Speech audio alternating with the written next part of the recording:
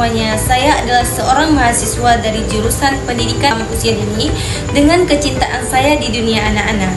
Halo semuanya, salam kenal, saya Husnul Mu'annas dengan NIM 1062024020. Di sini saya ingin menyampaikan teori-teori perkembangan kognitif menurut beberapa para ahli. Baik, teori pertama yang akan saya bahas yaitu teori Jean Piaget. Teori perkembangan kognitif Jean Piaget menyatakan bahwa kecerdasan perubahan seiring pertumbuhannya anak, di mana mereka secara aktif membangun konstruktivisme pemahaman di dunia melalui 4 tahap terstruktur. Piaget menekankan bahwa cara berpikir anak berbeda kualitatif dari orang dewasa.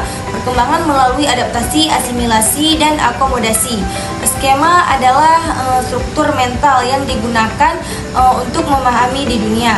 Asimilasi yaitu memasukkan informasi baru ke dalam skema yang sudah ada. Akomodasi adalah mengubah skema jika informasi baru tidak sesuai. Ekuilibrasi yaitu keseimbangan antara asimilasi dan akomodasi agar perkembangan tetap berjalan. Perkembangan kognitif berlangsung secara tahap. Biasa membagi perkembangan kognitif dalam 4 tahap. Tahap yang pertama yaitu tahap sensormotor usia 0 sampai 2 tahun, yaitu anak belajar lewat gerak dan indera. Yang kedua yaitu pra-operasional usia 2-7 tahun melalui berpikir simbolik tapi masih dalam bentuk logis.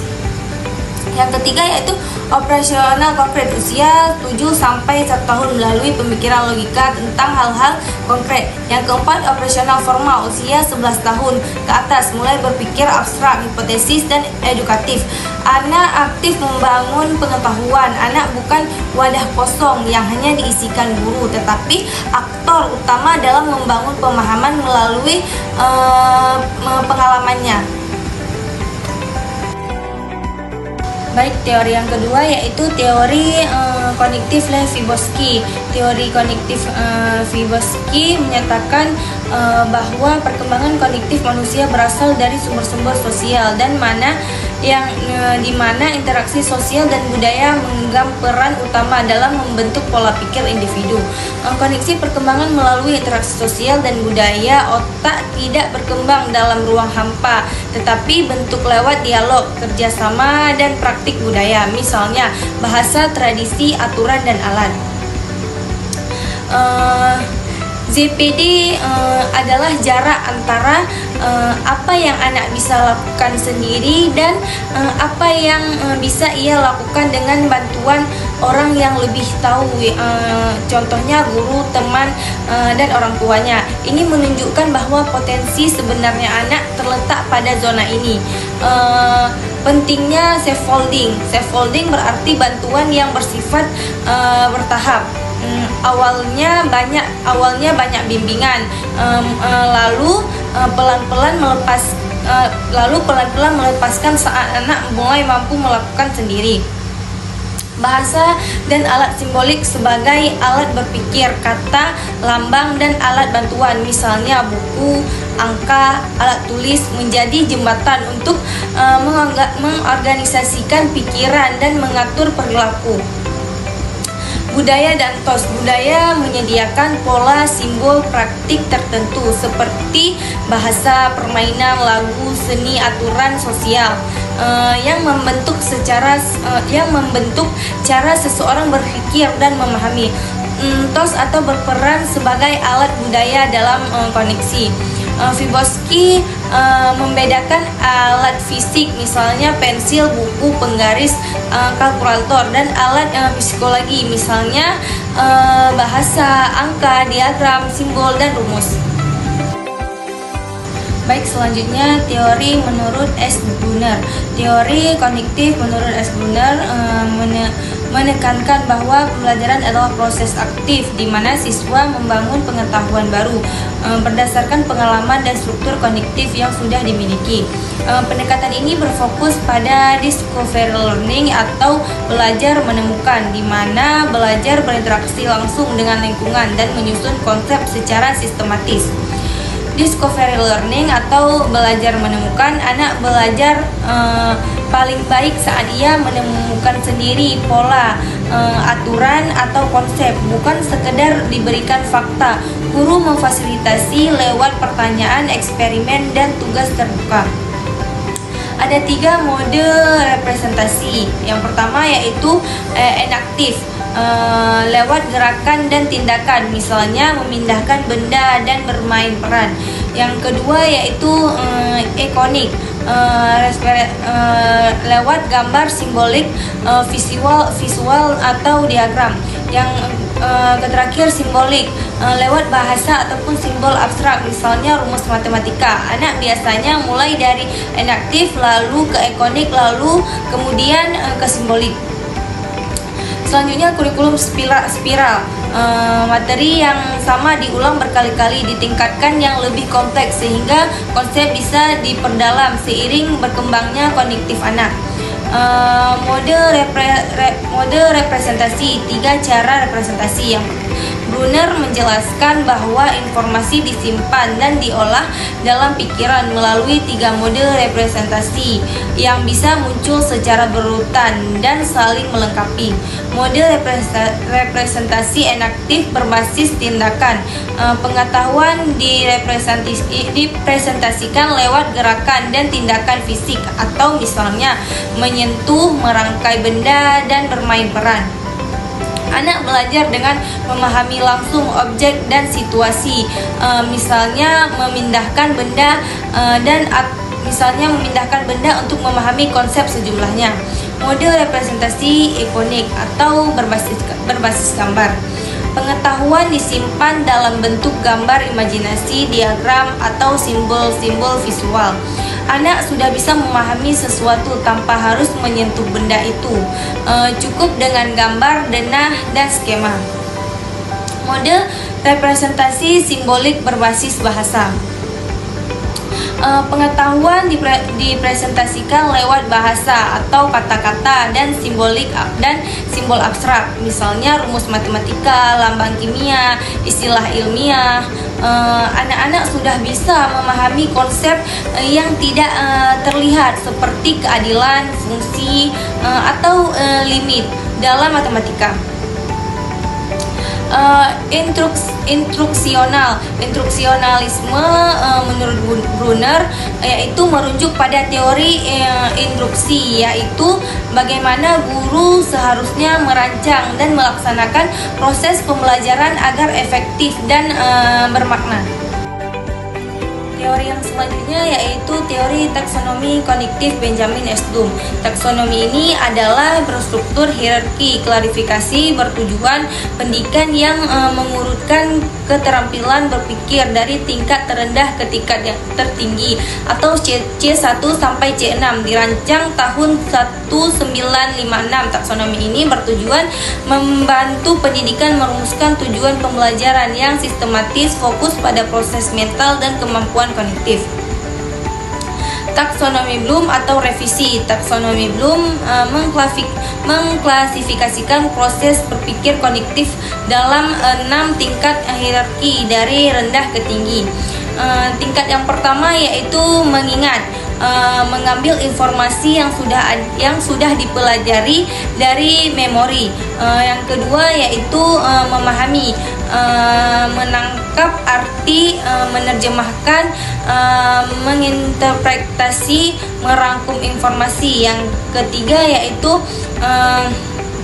menerapkan, menggunakan konsep, aturan, atau prosedur dalam situasi baru. Yang keempat yaitu menganalisis, memecahkan materi menjadi bagian, mengidentifikasi komponen dan hubungannya. Yang kelima yaitu mengevaluasi, nilai atau mengkritik berdasarkan kriteria tertentu. Yang terakhir atau yang keenam yaitu mencipta, menyusun bagian-bagian menjadi keseluruhan baru atau menghasilkan karya yang orisinal. Contohnya yaitu merancang eksperimen, menulis cerita, atau membuat proyek kreatif. Domain kognitif atau ranah kognitif. Dalam taksonomi Bloom, ranah kognitif adalah aspek yang bertujuan untuk pembelajaran yang berkaitan dengan aktivitas mental ataupun otak. Rangkaian proses yaitu mengingat, memahami, menerapkan, menganalisis, mengevaluasi, dan mencipta. Domain ini umumnya yang paling banyak digunakan guru dalam menyusun standar kompetensi dasar dan indikator. Selanjutnya, teori kognitif David Paul Ausubel. Teori kognitif David Paul Ausubel menekankan bahwa pembelajaran bermakna, yaitu proses mengaitkan informasi atau konsep baru dengan struktur kognitif atau pengetahuan yang sudah dimiliki siswa sebelumnya.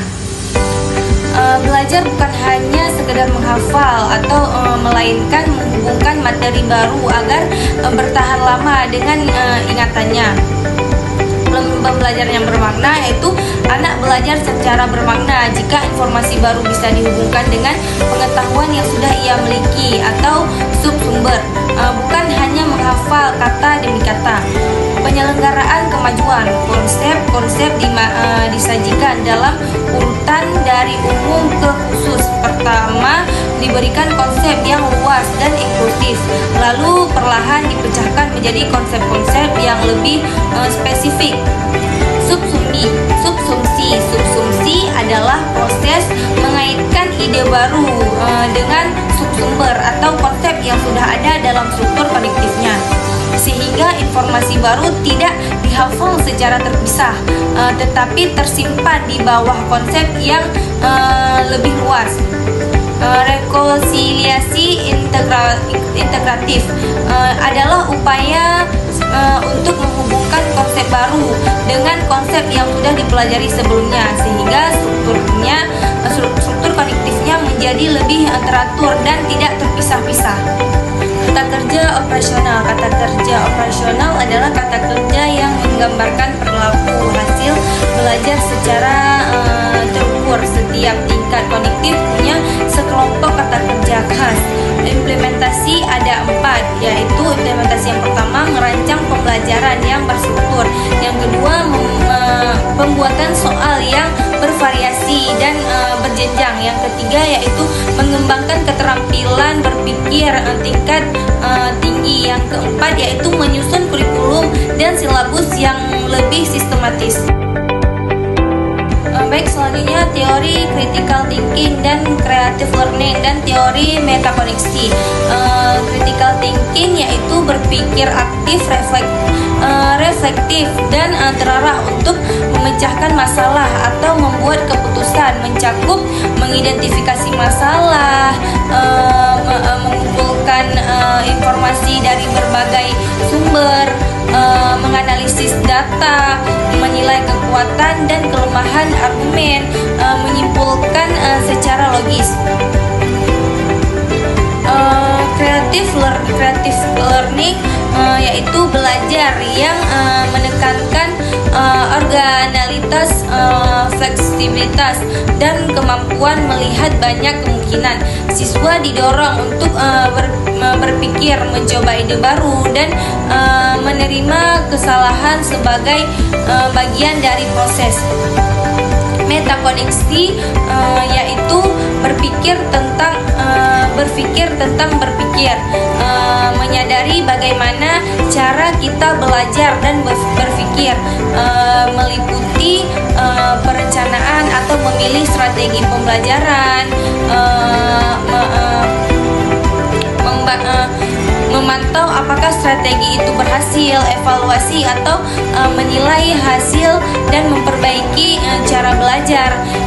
Integrasi yaitu memecahkan masalah dengan cara kritis, menghasilkan solusi yang kreatif, sekaligus mengatur dan mengevaluasi proses pembelajaran sendiri.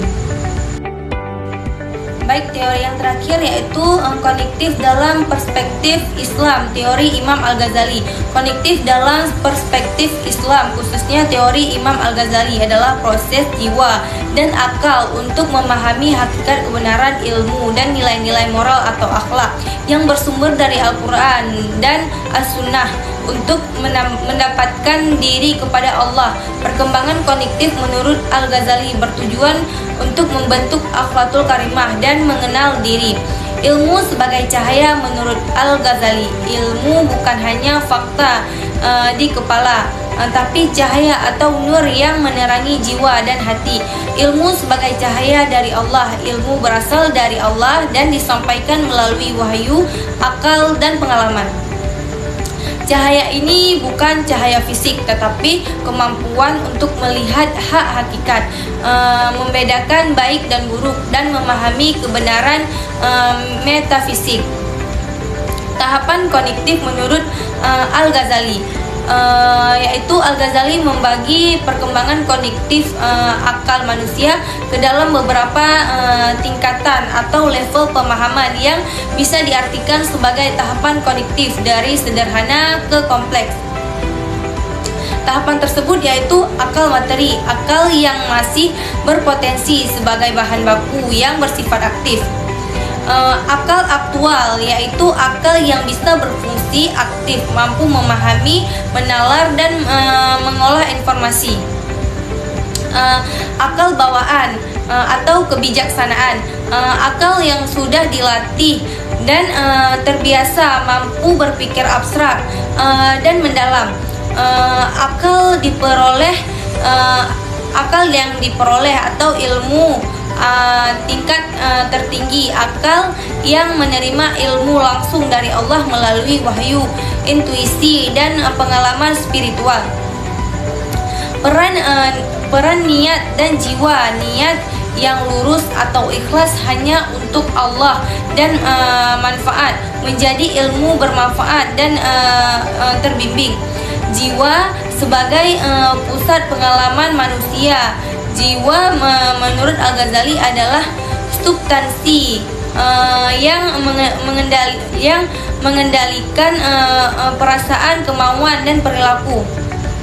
Pendidikan holistik menurut Al-Ghazali, pendidikan menurut Al-Ghazali bukan hanya membangun kecerdasan intelektual, tetapi pendidikan holistik menyentuh akal, akhlak, dan ruhani sekalipun. Baik, sekian yang dapat saya sampaikan dan saya jelaskan. Saya akhiri, wabillahi taufiq wal hidayah. Wassalamualaikum warahmatullahi wabarakatuh.